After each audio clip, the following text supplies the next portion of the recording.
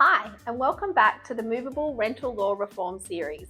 In this video, we're talking about a big change that's likely to make tails wag across New South Wales: the new rules around keeping pets in rental homes. From May 19, 2025, it will be easier for renters to have a pet with a clearer process and limits on when a landlord can say no.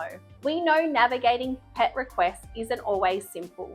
That's why these changes aim to bring fairness and a little more consistency for everyone. And remember, your movable property manager is here to guide you every step of the way. Here's how it works. If a renter wants to keep a pet, they'll need to submit a specific pet application form, and the landlord must respond within 21 days. If there's no response in that time, the request is automatically approved. Now, a landlord can still refuse, but only for specific reasons, such as there would be too many animals at the property. The property itself is unsuitable, for example, it lacks fencing or outdoor space, or it could negatively affect the animal's welfare. The animal is likely to cause damage beyond the value of the rental bond. The landlord lives at the property.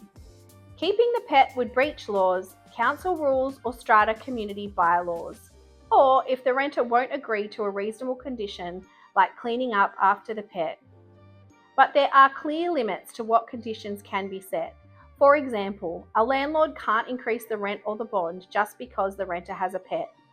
Under the new laws, blanket bans on pets in strata bylaws will no longer be valid.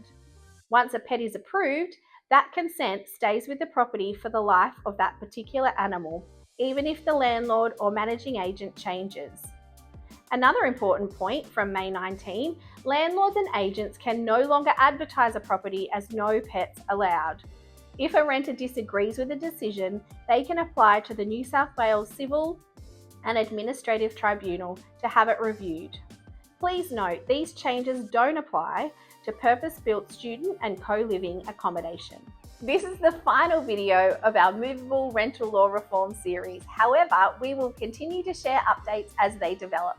If you're unsure how these updates might apply to your specific property or have any questions at all, your movable property manager is just a phone call away. Thanks for tuning in, and thanks for being part of the Movable community. It's always a good move with Movable.